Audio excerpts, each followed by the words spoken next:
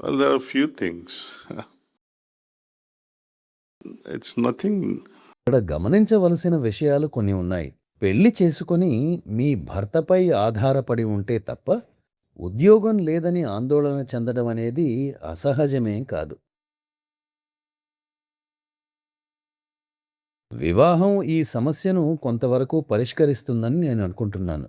కానీ వివాహం కొన్ని ఇతర సమస్యలను కూడా తీసుకువస్తుంది. సమస్యలు లేకుండా ఉండటం అనేది జరగదు. మీకు ఒకరోజు ఉద్యోగం లభిస్తుంది. అది కూడా కొన్ని ఇబ్బందుల్ని తెచ్చిపెడుతుంది. నా సహోద్యోగులు, యజమాని, ఈ పని సంస్కృతి నాకు నచ్చడం లేదు. ఇలా సమస్యలు ఎడతెగకుండా ఉంటాయి. మీ సమస్యలు ఎప్పటికి అంతమవుతాయి?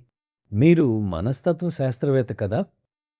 సమస్యలు ఎప్పుడైనా పూర్తిగా తొలగిపోతాయా? అలాంటప్పుడు వాటి పరిష్కారం కోసం అన్వేషణ ఎందుకు? సమస్యలను అంగీకారంతో స్వీకరించండి. వాటితో పోరాడండి. ముందుకు సాగిపోండి. మీకు ఇప్పుడు ఉద్యోగం లేదు కానీ మీకు ఏదో ఒకరోజు ఖచ్చితంగా ఉద్యోగం వస్తుంది. కేవలం సమయం పడుతుంది అంతే.